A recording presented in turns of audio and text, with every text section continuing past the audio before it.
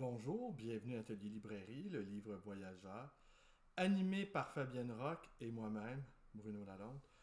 Aujourd'hui, je vous raconte une toute petite histoire et je vais vous livrer à la suite une petite histoire, une anecdote qui est survenue hier à ma librairie. Une toute petite histoire minuscule, mais avec laquelle je vais broder. Je vais broder une hypothèse et je vais tenter de récuser une idée reçue, un lieu commun ad nauseam répété.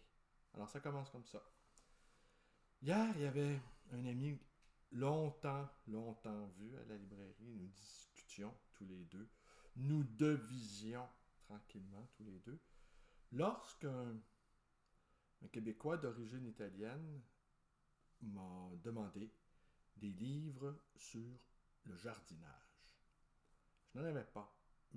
Et cet ami, qui a reconnu le locuteur italien, s'est mis à lui parler en italien. Et la réaction de cet homme, outre la gêne, c'était la réticence. Il n'était pas enthousiaste à l'idée de... C'était visible. Il n'était pas enthousiaste à l'idée d'échanger en italien avec mon ami. Et mon ami a forcé la note, il a sorti son plus bel italien. Je suis pas à même d'en juger la qualité, mais assurément, il me semblait-il, il était doué.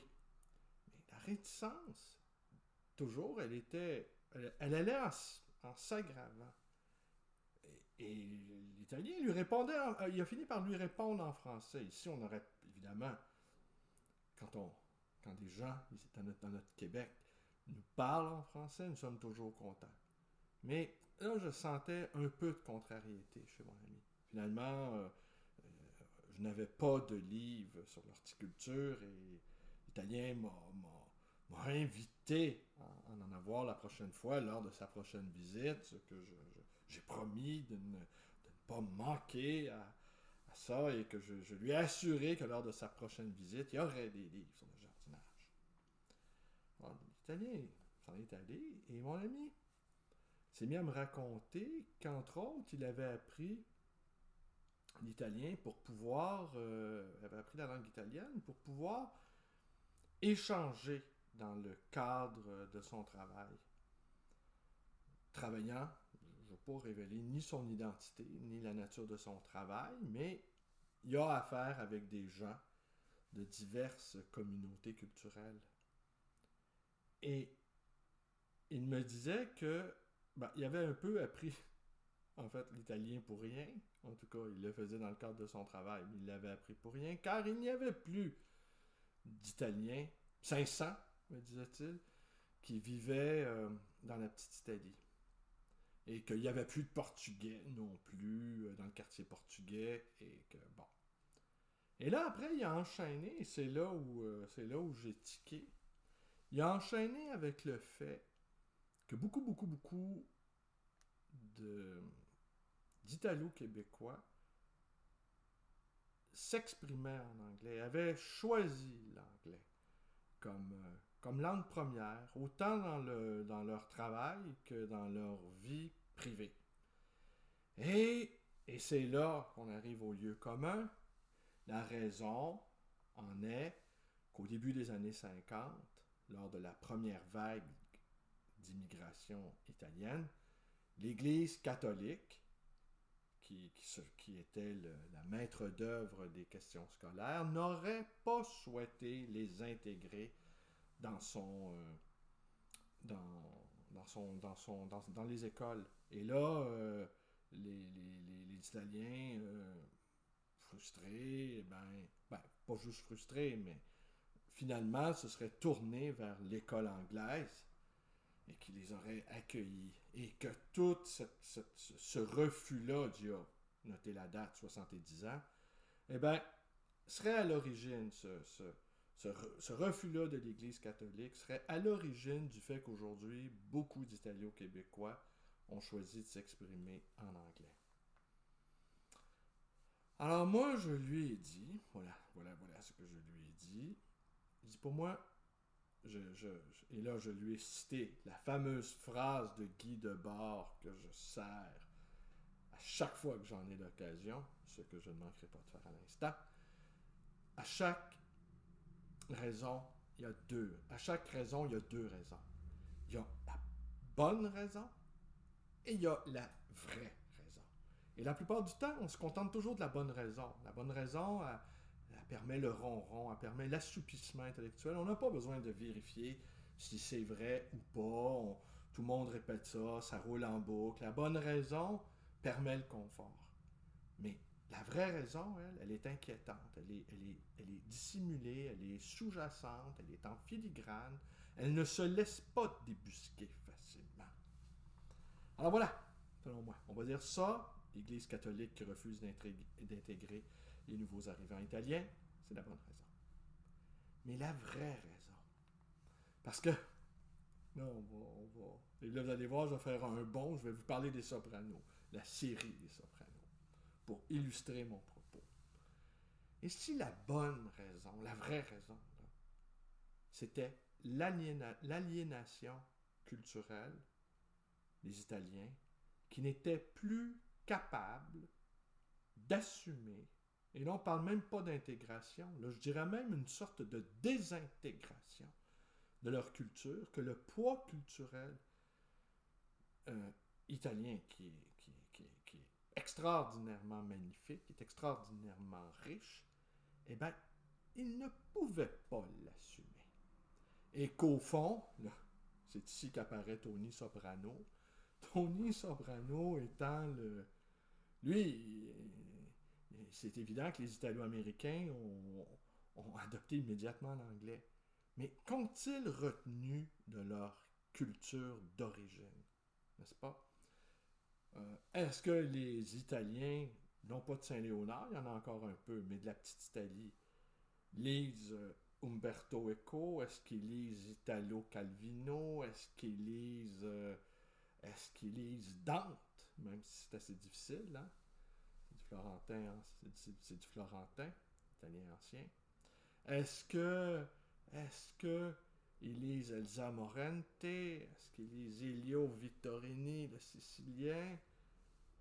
Est-ce qu'ils lisent... vous voyez la question? Est-ce qu'ils sont attachés profondément à leur histoire, à leur culture? Est-ce qu'au fond, de choisir l'anglais, c'est une façon de s'abîmer, de se désintégrer dans le grand autre, dans le grand fantasme, et d'en imputer la faute à l'Église catholique canadienne-française? Eh bien, c'est commode. Mais qu'au fond, et là je reviens sur Tony, si vous avez vu la série, il y a deux moi je l'ai vu il y a une quinzaine d'années, je n'écoute plus jamais de série, j'ai pris cette décision-là, parce que je veux me garder vivant en tant que grand lecteur. Les grands lecteurs sont une espèce en voie de disparition. Alors, on ne demandera pas aux autres de nous mettre dans un parc. On va nous-mêmes se mettre dans une aire de protection. On va nous-mêmes se protéger. Hein? Personne ne va venir nous mettre dans des enclos. Vous allez regardez, ce sont de grands lecteurs. C'est des êtres c'est des créatures en voie de disparition. Alors, on va les nourrir, on va leur balancer quelques livres comme on lance des cacahuètes à un gorille, et on va les garder bien vivants, et on va peut-être même s'arranger pour les faire qu'ils se reproduisent entre eux. Bon. Non, ça, la préservation, notre préservation est un acte de volonté. Et c'est nécessaire que les grands lecteurs demeurent dans notre société. C'est capital. Oui, les libraires, c'est nécessaire, mais s'il n'y a plus de grands lecteurs, il n'y a plus de librairie. Donc, les grands lecteurs, c'est vital.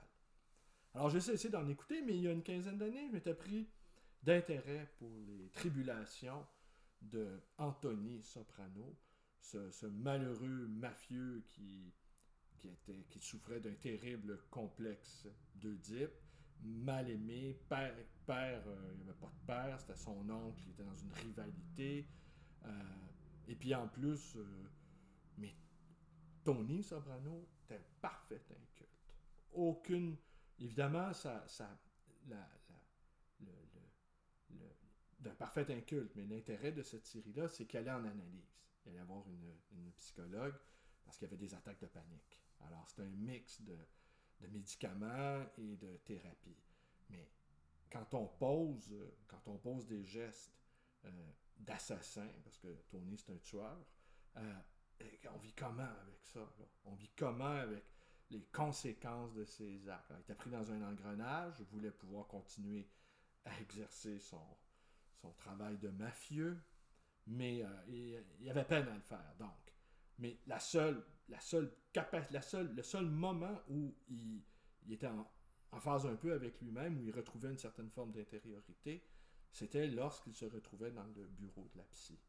Alors, 2 épisodes m'ont retenu. Peut-être que je les, comme ça fait longtemps que je les ai pas vus, je suis pas allé vérifier, mais on va saisir l'idée quand même. Il y a un épisode, il retourne dans le village natal en Italie. Et il est complètement paumé. Il ne comprend pas la langue. Les natives ne le reconnaissent pas non plus comme un Italien. Ils le voient comme une espèce de gros Américain dégénéré du New Jersey. Et ça ne marche pas. Et il est entouré de merveilles. Et ces merveilles-là n'ont pas de prise sur lui. Et il reçoit la beauté architecturale, archéologique. Il la reçoit comme une gifle, comme un choc, et même, on peut même presque subodorer chez lui qu'il est à la veille d'un effondrement psychique, tellement le retour au sol natal lui est douloureux. Et lui est même, il se la prend la baffe. Là. Et si les Italiens, les Italo-Québécois qui ont expérimenté, parce que beaucoup sont dans le fantasme d'y retourner, beaucoup sont dans le fantasme, mais quand ils arrivent, là, ils débarquent, là, ils se la prennent, la claque. Les Québécois peuvent éprouver ça en France aussi, mais ça encore là, c'est autre chose. Parce que les Québécois, non, en fait, les Québécois n'ont pas, c'est ça qui est dingue, même si on parle un français un peu étonnant parfois, n'ont pas renié leur héritage français, à bien des niveaux. Et il s'agit de se promener dans les rues de Montréal, voir la toponymie, et de voir aussi comment Montréal, parce que bon, j'ai trouvé un bottin téléphonique de 1890, je pense. Peut-être que j'en ferai une prochaine vidéo là, dans les prochains jours. Et c'est incroyable, tout est en anglais. Et quand on regarde des documents historiques, des documentaires des années 50, 60, jusqu'à 70 même, Montréal est une ville anglaise. C'est pas compliqué. Et tout est en anglais. Mais tout. Et là, oui, je comprends qu'on peut souffrir de se faire dire bonjour aïe, mais il ne faut pas oublier que maintenant, les signaux qui ont été envoyés, le message quand on se promène, on sait maintenant que Montréal, c'est une ville d'expression française. On le sait. Et pour moi, ça reste un enchantement, ça reste une merveille, ça reste un progrès. Alors, il y a eu un effort collectif de notre part. Et quand les Québécois débarquent en France, eh bien, les Québécois qui descendent en Normandie, eh bien, ils retrouvent les traces de leurs ancêtres. Et il y a beaucoup d'émotions. Il y a évidemment ce retour-là au sol natal qui peut être assez extrême. Mais je ne crois pas que les Québécois francophones reçoivent avec autant de violence l'expérience européenne. Alors ça, c'est Tony avec sa famille, ils sont en Italie, ils sont complètement largués. Le deuxième épisode, là c'est un peu, là on est dans le glauque un peu, c'est la femme de Tony, dont le nom m'échappe, là, qui elle, va à Paris avec sa belle-sœur, si ma mémoire est bonne. Et là, il se retrouve à Paris, puis la ville, elle est magnifiquement filmée, le bord de la Seine, la Tour Eiffel, ils sont dans un restaurant d'une élégance folle, d'un faste inimaginable, et une des deux a cette réflexion, je cite de mémoire, quand on n'est pas là, nous, là, les touristes italo-new-yorkais. Mais est-ce que ces gens-là continuent vraiment à vivre? En fait, la question qu'elle se pose, c'est que comment, en dehors d'eux, peut-il encore avoir des gens qui vivent, qui existent? Elle le dit, tu sais, comme avec une espèce d'innocence incroyable. Elles sont complètement, elles le choc de l'élégance française, les massacres. Elles le reçoivent émerveillées, mais en se demandant si, quand on n'est pas là, nous, là, assis à cette table, est-ce que ces gens-là autour de nous continuent d'exister pour de vrai? Et pendant que les deux femmes s'émerveillent et s'interrogent de manière existentielle, eh bien, il y a Tony dans son stationnement, dans le stationnement de son son bar de danseuse topless, qui se fait faire une fellation dans son pick-up. Alors, le contraste entre Tony dans son camion, en New Jersey, dans un parking sordide, en train de se faire une pipe, et le faste, le luxe incroyable d'un restaurant haut de gamme parisien, eh bien là, on avait la réalité, les deux réalités qui s'entrechoquent. Alors voilà, pour moi, cette histoire-là d'Italo-Québécois, je pense qu'ils sont profondément aliénés. Et si on leur disait ça, écoutez, et puis de là la gêne, je reviens au début de ma petite histoire, de là la gêne qui lui avait honte de parler italien. C'était clair. Moi en tout cas je l'ai ressenti comme tel. Il avait honte, il n'avait pas envie, comme si on le ramenait à quelque chose d'essentiel et de quelque chose de ce quelque chose-là qu'il avait soit enfoui, soit renié, ou soit tout simplement qu'il n'assumait plus.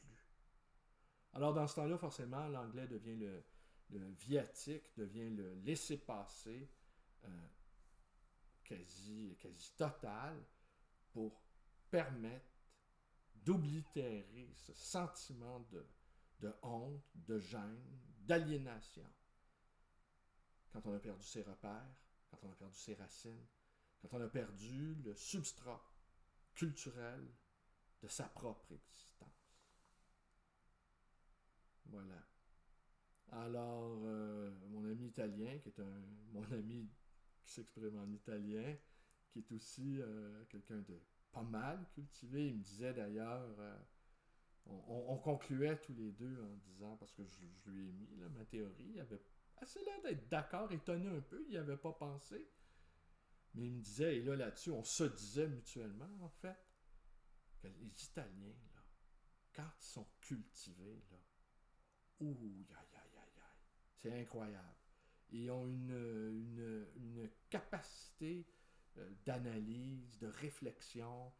Ils vont dans toutes les directions, que ce soit la musique, le cinéma, la science, le théâtre. Ils ont une fin de culture, j'aurais envie de dire. Et puis ça, c'est le creuset de l'Europe. C'est ce que fait l'Europe. Hein. Elle offre beaucoup. Et puis si on veut le prendre, ben on le prend. Tandis que la difficulté pour un Nord-Américain et un Québécois en particulier d'être cultivé, cette difficulté-là d'être cultivé, tient à notre absence de tradition et qu'à chaque génération, c'est tabula rasa et à chaque fois, c'est un effort individuel considérable qui nous est demandé. C'est pour ça que moi, je me qualifie de mainteneur orthodoxe. C'est-à-dire, ce que j'aime, la langue française, c'est mon amour, c'est ce que j'aime, une des choses que j'aime le plus au monde. J'adore la langue française. Je prétends pas la maîtriser, parce que c'est quasiment une langue étrangère hein, pour les Québécois. Je dirais pas, on cherche toujours nos mots, c'est difficile, c'est compliqué, c'est âpre, c'est une lutte de tous les instants pour se maintenir sur la ligne de flottaison. De là le terme de « je suis un mainteneur ». Et orthodoxe, je suis un mainteneur orthodoxe. Et dans l'orthodoxie, il y a une part de stupidité, il y a une part de pugnacité, d'esprit borné. Je suis borné, vous voyez? Je ne suis pas un homme sans limite. Je suis un homme qui a des bornes. Et ce cadastre-là, c'est la langue française, c'est la culture française, c'est la culture d'expression française, dans laquelle la culture québécoise est. C'est pour ça que Montaigne nous appartient, Rabelais nous appartient, Descartes nous appartient. C'est à nous, ça fait partie de Molière, c'est notre héritage. De ça, on peut être extraordinairement fier. De là, le terme de mainteneur orthodoxe. Et moi, je tiens à ça, puis je serai le dernier à y tenir, je m'en fous. Ce n'est pas parce que un certain nombre de gens ont renoncé à un certain nombre de choses, comme la défense de la cause nationale, que moi, je vais aller rejoindre la cohorte des désabusés ou des lucides. Non, non, non. Moi, mon job, c'est pas ça. Mon job, c'est de me maintenir le plus que je peux, le plus longtemps que je peux, garder le feu intact, et si c'est possible, de souffler pour que les braises aillent s'aimer d'autres consciences. Voilà. Alors, libre à vous de penser ce que je viens de vous dire.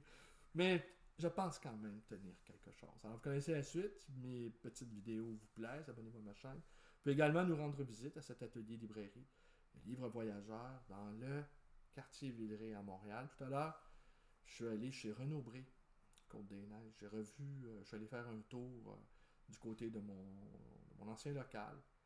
J'ai croisé quelques clients, quelques-uns m'ont reconnu, on s'est salué. J'ai eu un petit pincement, j'ai passé près de 25 ans dans ce quartier-là. Et j'ai eu la nostalgie. Je cacherai pas, j'ai eu un petit moment de nostalgie. J'ai profondément aimé Côte-des-Neiges. J'ai pas vraiment aimé le local dans lequel j'étais, un local pas tellement intéressant. Petit local coûteux qui est toujours alloué, 1 an et demi plus tard d'ailleurs, ce qui prouve que c'était pas une merveille. Mais j'aimais les gens de Côte-des-Neiges. J'aimais la vue qu'on a sur le Mont-Royal, et, l'oratoire, là, cette masse prodigieuse là, qui se profile à l'horizon. Et puis l'animation, les étudiants dans les rues, les cafés à l'extérieur, les gens, c'est une belle journée aujourd'hui. Ça me manque, ça m'a manqué. J'ai eu un petit moment de... Mais bon, la vie se poursuit, hein? Alors voilà, la vie c'est faite de plein de changements. Il faut pouvoir y adhérer à ces changements-là pour continuer à rester vivant. Allez, merci. Bonne journée à tous.